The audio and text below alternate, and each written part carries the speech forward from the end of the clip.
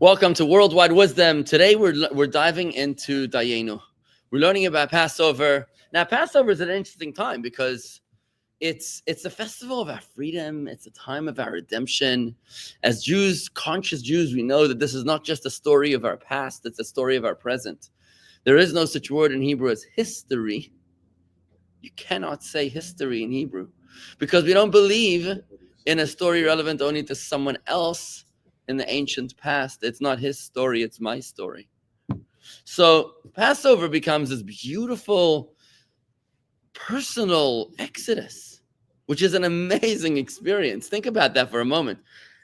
Do you even know who's holding you hostage? Just think about that for a second. Do you even know who your Pharaoh is? Or are you suffering from such a grave case of Stockholm Syndrome that you cannot even tell your oppressor? You can't even identify your oppressor. You know, if you were taken to the lineup, you know, the lineup where they show you who the potential perpetrators were, would you be able to identify your oppressor? Think about that. Are you a victim of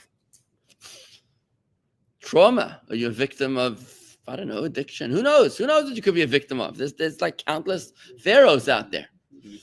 Trump arrangements. Yeah. You could be a victim of insecurity. You could be a victim of insecurity. You could be living a life where your parents maybe never gave you a compliment.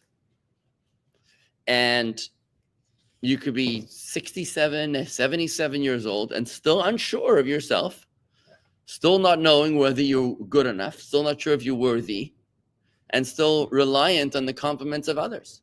You could be living a life where nothing you do is authentic because everything you do is depending upon the approval of others.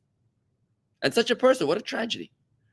What a tragedy of a life for a person to live a life pending the approval of others. This is somehow a rite of passage when it comes to American politics, because it's supposed to be that you're supposed to run your campaign based on the polls, right? Based on the polls.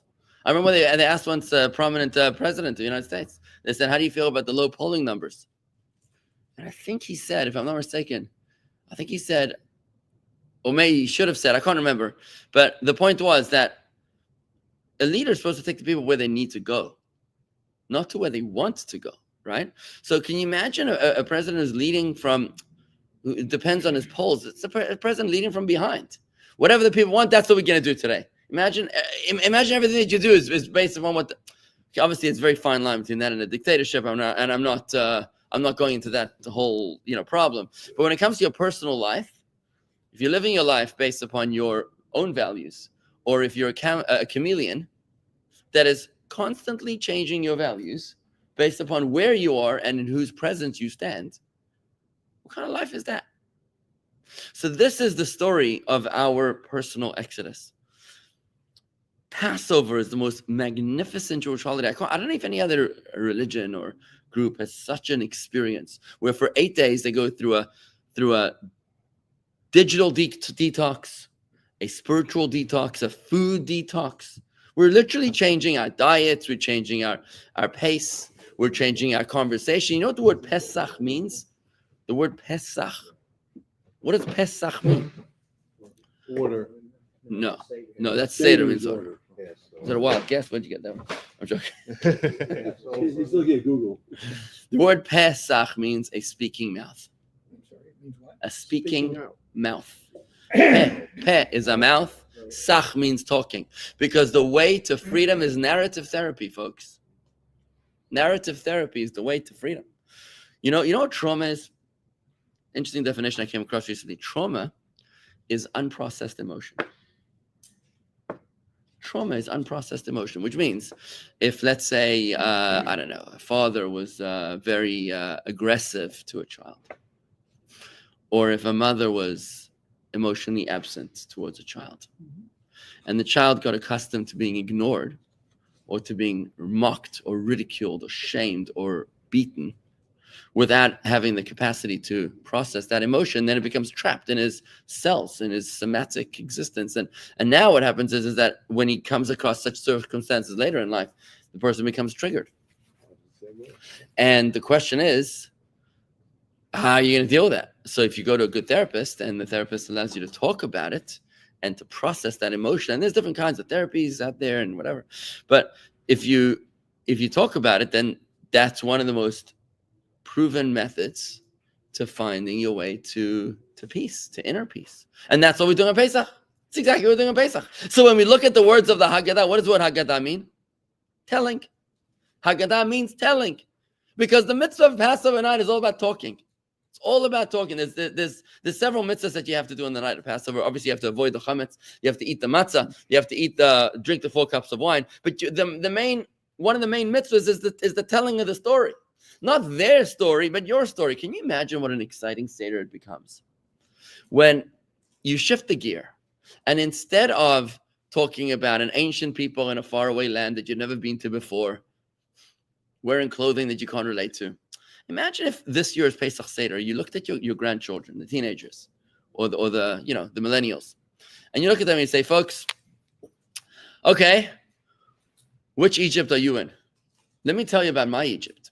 Imagine granddad sits down with his children, and tells them, let me tell you about my Egypt. I want to tell you a story about a Jew who was lost in the desert for 40 years.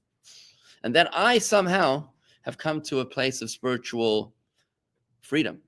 And you can tell them about your relationship with the shul, with the Chabad, with the rabbi, with Torah, with prayer, and maybe how you started off ambivalent or indifferent or apathetic and maybe fearful or anxious regarding your faith. And then maybe you could tell the story about how you found your way into the promised land. It took 40 years for Moses to bring the people. It's okay for you to tell your story.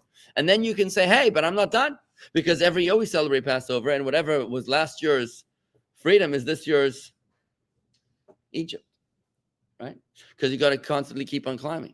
But so when we look into the words of the Haggadah, instead of looking at them as an unnecessary, or maybe a necessary nuisance, instead of looking at the words of the Haggadah as a necessary nuisance, we should be looking at the words of the Haggadah as the very template to set us free. That's how we're supposed to be looking at the Haggadah, right? We're supposed to be looking at it not as something which you're supposed to race through in order to get to the brisket, but rather this is the experience. This is the way out of Egypt. So take your time, man.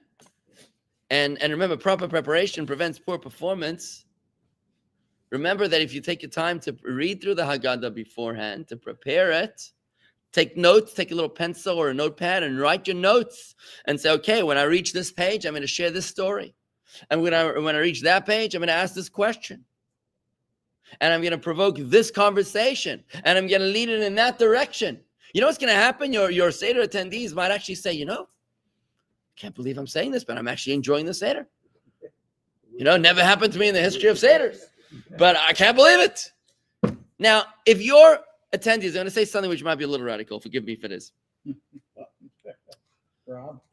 If your attendees are not enjoying the Seder, then you are doing it wrong. And it's your fault. Because chances are that you're probably the leader of the Seder. You, your wife together. Given your age, you're probably potentially, right, the leader of the Seder. If the people around your Seder table, I don't care who they are, children, grandchildren, nephews, great-nephews, or neighbors and whatever. Whoever it is, if they're not enjoying the Seder, then you are doing it wrong and it's your fault and you did not prepare properly. You have 2 weeks to go, folks. You can still do this. You can do this. You can do this. You can look it up, Chabad.org, on our website. There's lots of places.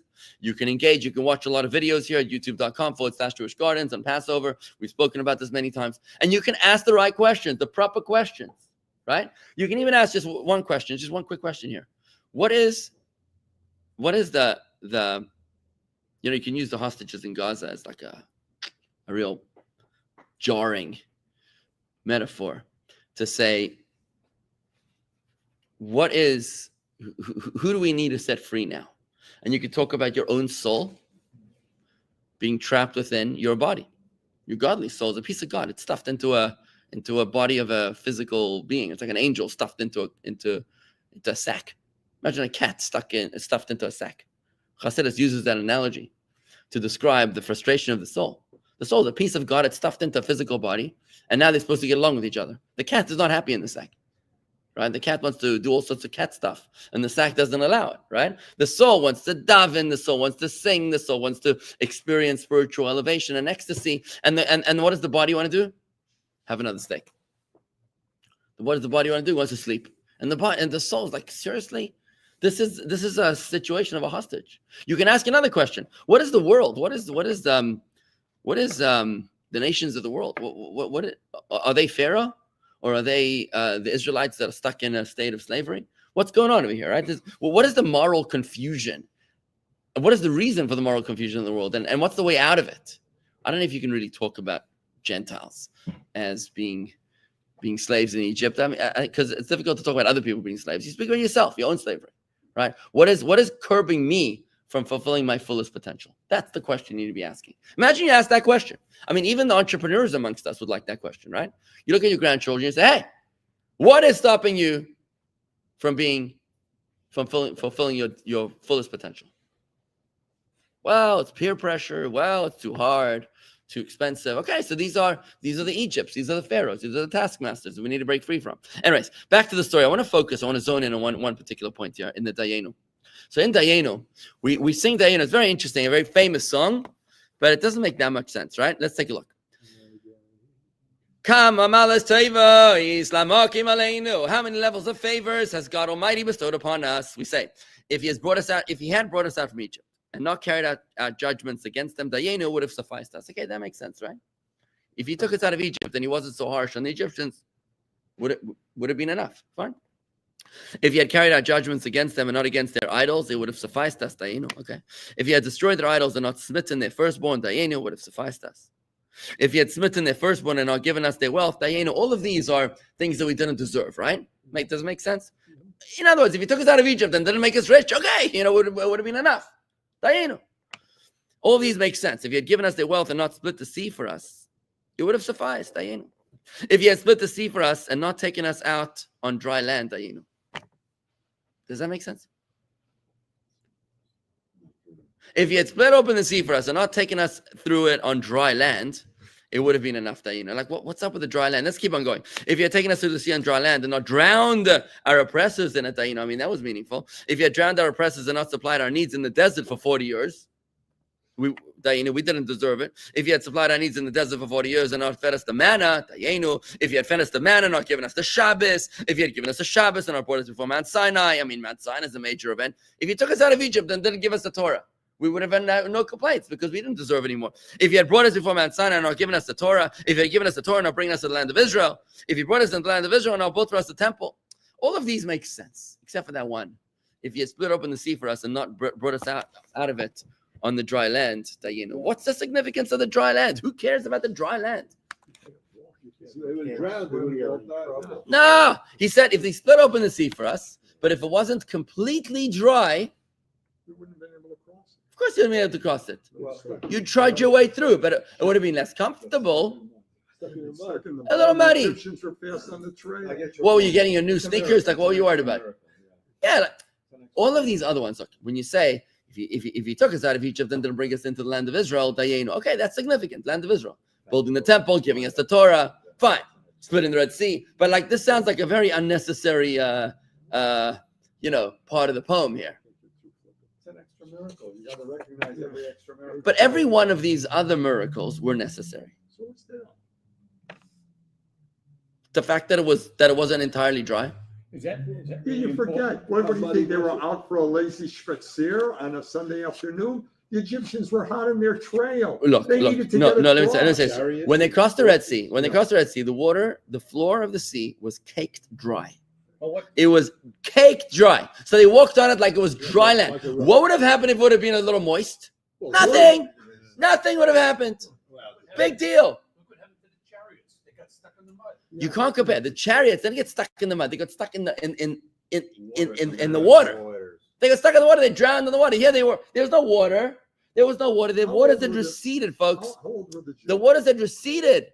They were crossing it. The question is, are you crossing on a bit of a muddy path, or are you crossing on an entirely dry path? What's the question? How old are they? What what's the difference whether it was dry or slightly That's moist? the question I'm asking, Chuck. That's exactly my question. Who cares? But Imagine we had a Dayenu. Rob, imagine we had a it's Dayenu. just slightly Rob, wet. Rob, It's not slightly Rob, wet. imagine we had a Dayenu. We It's say like this. seabed. We say, if God would have taken us out of Egypt and the weather wasn't Palm Beach perfect, okay? Dayenu. You're like, big deal. So it'd be a little warmer, a little colder. So what? Who cares? Overcast. What's the difference? We're coming out of Egypt, folks. Don't sweat the small stuff, okay? It's more of a miracle because it should have been muddy and It should have wet. been muddy. It should have been muddy and wet, exactly right. Yeah. And God made it so like it was paved. Exactly. He made it like it was paved, right? So it was paved, so the people, so it's more of a, It's certainly compounding more. miracle. It's certainly more of a miracle, but you Compounding can't. miracle. But Harvey, I think you have to agree. You can't put it in the same category as the necessary miracles. For example, if he took us out of Egypt and didn't kill the Egyptian oppressors, or if he didn't take us out of Egypt I agree. and didn't feed us the manna. Like, imagine he took us out of Egypt and said, "Oops, I forgot about the food, guys. I left the food behind." You know, I mean, that was a very necessary miracle when we talk about the manna. It's But like God cooking cares a about. cake. But You're God leaving cares. out one ingredient. You're not going to have a cake if you leave out the God sugar. cares. You think we wouldn't have had an exodus if the waters were a little muddy? Exactly. Oh, come on. Not a God, little. no, Come on. Egyptians Hashem would have cares killed us about the right small there. stuff. Hashem cares about the small stuff. Okay, you want to care about the small stuff? Okay. Yeah. If you cared about the small stuff, then it should have said this Dayenu should have been 8 hours long. Okay. And it should have said every single detail that happened when they came out of Egypt. Right. And it doesn't. You know that it doesn't, right? In other words, this list clearly includes only the major events on the way out of Egypt. And this one is glaring in its obscurity. It sticks out like a sore thumb In Europe. as something which is clearly not a necessary detail, not a mandatory detail. How about that? Not a mandatory detail when we came out of Egypt, whereas every other of the other ones were very, very important. Yes, Mark. Showed the belief that people had to follow through, believing that they will go through, and that they believed in God. I don't understand. Why would it show them that? I don't agree. At that point, Why does it show the belief in God? Hello, God says, Egypt behind you. I just opened the sea. Go. Listen, what would happen if the hostages in Hamas? Okay, hostages in Gaza, right? Imagine the land would spread open, and the tunnels would open up, right? The tunnels would open up, and they'd see a pathway to Yerushalayim, right? And they'd be like, it's a little muddy. I'm not going there. Sorry, muddy. I'm not going. It doesn't say a little money. It's a That's what it seabed. says. It doesn't say a little money. It's a seabed. It does. They It does, would have Rob. been Rob, knee if he deep had in mud. split the sea for us Yeah. and not taken us through it on dry land. Thank you. Yeah. Represents God. Just what I said, Toby, hold on a second. Go ahead. So they went into the sea and they came out on the same side. Yeah. How did they get across it the next time? There's a Suez Canal. They went over the Suez Canal part, which is where the canal. I have to- Steve, what were you saying? I said, this is why Jews study the Torah forever. Noah? It's a little nuance. Okay, fine. Here's the way. All right, guys. So here's an answer. Here's the Rebbe's answer, Let's, folks. I was going to say, let's get to Okay. the Rebbe. shh. Here's the Rebbe's answer. The Rebbe explains that the whole significance, like Toby just pointed out, the crossing of the Red Sea was not a necessary exit from Egypt in general. They did a semicircle on the crossing of the Red Sea, which means they came out of exactly the same side that they came in. Thank you, Vicky. I appreciate your kind words. From Western Australia, David. So they came out on exactly the same side, which means that the exit of the Red Sea wasn't really necessary for their journey to the Promised Land. They went in and went out in the same exact side. So why did they really cross the Red Sea? The Rebbe explains a very, very beautiful concept, which parallels the Rebbe's worldview, that every single detail is a message from God. Every single detail. Everything. Not only the annoying details of your life, every detail of your life is a message from God.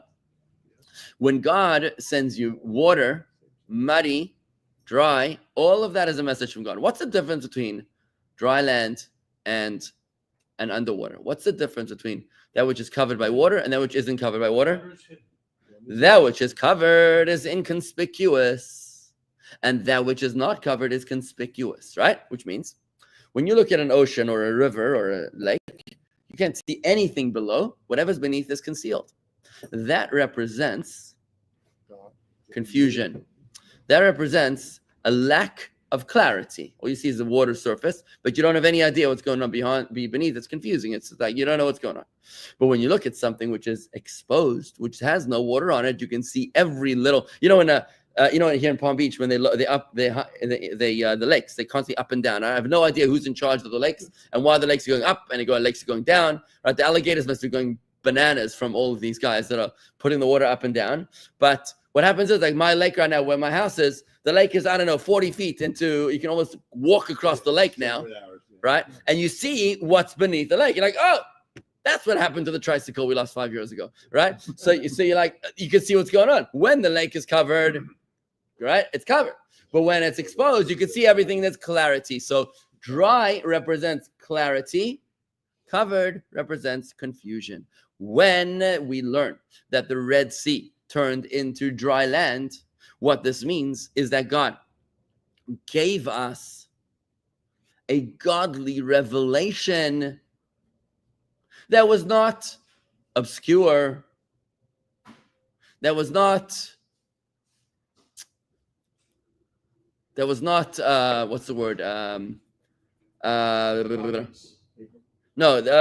was not obscure, but was crystal clear. It says in the Medrash that even a simple maidservant upon the Red Sea was able to see more divine revelation than even the prophet Yechezkel, the great prophet of Babylon, who lived in the times of the destruction of the first temple. It was a fully revealed miracle, the hand of God. That's what they observed when they crossed the Red Sea, is that they reached a place of moral and spiritual clarity. Can you imagine, folks? Listen to this analogy.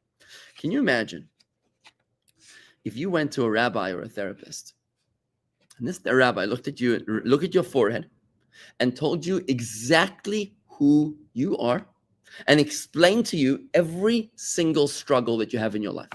Looked at you and says, you are the reincarnation of Haman himself. And that's the reason why you have such a, no, God forbid, not you. No, but think about it. For example, imagine somebody was to say to you, you are a reincarnation of such and such a person, right? Let's say, let's say a wicked king of Israel. Right? And that's why you have this Napoleon complex, okay? Because you think that you're a king in a former lifetime. And still, you have to struggle with your relationship with your brother-in-law because he represents this person, right? And your child triggers you because of this. And your relationship with your spouse is like that. Wouldn't that be amazing if you had that kind of clarity? Yes. It would be unbelievable. You'd be like, whoa! You just had the kimono opened, to quote Michael, to tell you like everything. Is that not appropriate to say? That's it. It's good? Yeah, okay, fine. Maybe I should have said that. Yeah, Scratch that. I don't know for what a rabbi. not sure what a kimono is, but okay, fine. Fine. So here you realize, you're like, whoa, now I finally understand. I finally understand the reason why I struggle with A, B, C, and D. Right? I finally understand it. And that's what happened.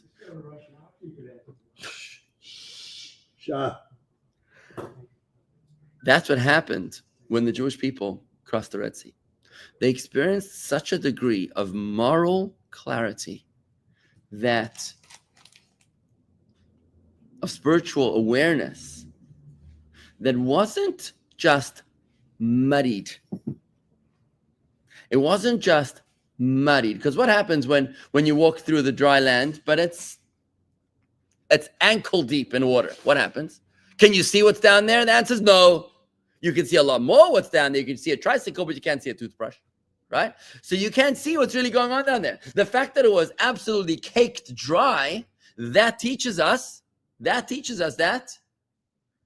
the kind of awareness and consciousness and clarity that we received was crystal clear. And it's that we're thanking God for, because that indeed was a very critical component of the exodus from Egypt. It wasn't just enough to get our bodies out of slavery.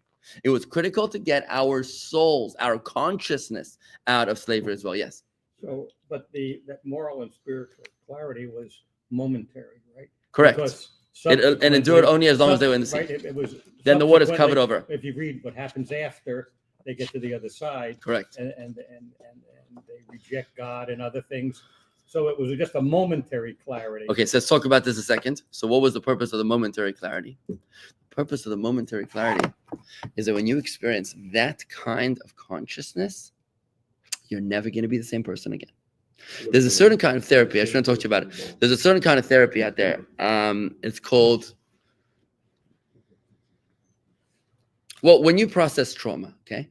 When you process trauma with a therapist or a rabbi, and you talk about your unprocessed emotions, and then you process it, the moment that you come to clarity about why your dad was so mean or why your mom was so absent, the moment you come to that clarity, even though you're not thinking about that all the time, you know what happens?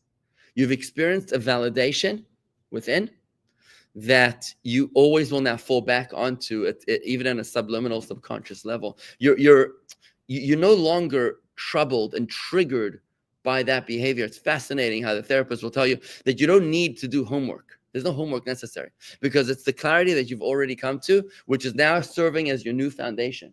So when you reach that momentary clarity, that awareness, it's kind of like in your marriage, when you can experience moments of true romance, of true intimacy. I'm talking about emotional intimacy with a spouse, right? Even though 20 hours or 23 and a half hours of the day, you're not engaged in that degree of emotional intimacy, because you've experienced that half an hour a day or half an hour a week or maybe half an hour a month. What it does is that it serves as a foundation to the rudder that directs the entire relationship for the rest of the month. You see what I'm saying? You were going to ask a question? No? Yes. The Dayenu, which you started with, is that what the I'm moral? still on the Dayenu. Is that what the moral clarity is all about, Dayenu? It's exactly what I'm talking about. I'm saying that what we're thanking God for is not only the redemption of our bodies, but also for the redemption of our souls. Is that we're acknowledging that the Exodus from Egypt is not just about getting our souls free from Egypt. It's getting our Egypt free from our souls. You know, it's one thing to get the hostages out of Gaza, but how the heck are we going to get Gaza out of the hostages? Think about that for a second. And imagine if there was some sort of a therapist or a rabbi or a spiritual counselor that would be able to wave a magic wand at these hostages and make them unencumbered from all of the trauma that they carry within them, which is unspeakable, unthinkable, unprocessable, right? Imagine if there was a way. Wouldn't that be amazing? That's exactly what we're talking about in our journey to personal freedom. We're saying, God, it's not just enough that you took us out of Egypt and you destroyed our tormentors, and that you killed the firstborns, and that you gave us their money, you made us rich, and that you carried us in the desert for 40 years, and you fed us the manna, and you gave us the Shabbos, and you took us to Mount Sinai, and you gave us the promised land, and you built us the temple. But the fact that you were able to nourish our souls with that degree of awareness is something which it's a showstopper, folks. It's a showstopper. When you reach this part of the Seder, how can you race through this part of the Dayenu? How could this possibly be something that you can even gloss over? When you look at your emotionally conscious members of the Seder table, because the ones that are emotionally unconscious, they don't even have a clue what you're talking about. They don't have a clue, and maybe that the Passover Seder experience is about arousing them to become aware of what they're not even aware, right? And that's through your questions, prompts, and conversations. But imagine if they're emotionally conscious around you. They say they can describe the moment that they came to consciousness. If you look in your own life, if you're sitting around the table, you must have experienced some sort of a spiritual epiphany at some point in your life. What was that moment? When was your sea turned into dry land? And how dry was it? Right? How dry was your dry land? How clear was your moral clarity? What an amazing moment to discuss at the Seder. Now, in our personal lives, the time of prayer is a time of spiritual clarity. Prayer is a time when you're supposed to be experiencing the presence, the awareness of Hashem within you. Okay, when you're supposed to be experiencing the presence, the awareness of Hashem within you, because the rest of the day you're not. The rest of the day you're distracted. But the rest of the day, imagine if during the time of your prayer you weren't focusing on the guy next to you, you weren't dreaming, you weren't letting your mind wander, but during prayer you were actually focused. You were reaching a state of opening your seas into dry land, imagine if you're in prayer, you were experiencing emotional clarity, spiritual awareness, that you were using the words of prayer to guide you out of your swamp and into dry land, into a spiritual awareness, right? For example, when you meditate upon the fact that God creates the universe at every single moment in time, and therefore the fears and the struggles and the anxieties and the problems and the troubles that I face today are less fearful because I see the hand of God in every single moment of those, right? You come into awareness, you come into dry land. When you can do that, then the rest of your day is a day that is becoming infused with awareness. And that's what we're talking about over here. The prayer that we're saying, with the gratitude that we're expressing to God, is that 3,250 years ago, he gave us that global cosmic consciousness, that gave us the power to break free from our traumas. If we can only tap into that degree of awareness. If we could only do that. Now, a miniature form of that, we do every day in our prayers. You can do it 3 times a day, mainly in the morning prayer when you're into tefillin, when you're focused, right? If you can tap into that energy, at least we need to know where we're going. If you don't know where you're going, you'll never get there, right? And in the golf course, you got to take out your little radar thing, right? To be able to figure out, is this a 400-yard hole or is it a 100-yard hole, right? Do I need the 8 iron? Do I need the 4 wood? I don't know what I'm talking about. Yeah, whatever. You need to know. You need to know where you're going if you're going to get there, right? At least we're getting some clarity as to what the clarity is that we're trying to reach. We're trying to reach a state of spiritual awareness. Folks, we can do this. Dayenu, if we could only reach this point, how lovely would our lives be? Yeah. On a practical level. Thank you very much. Have a great day, everybody.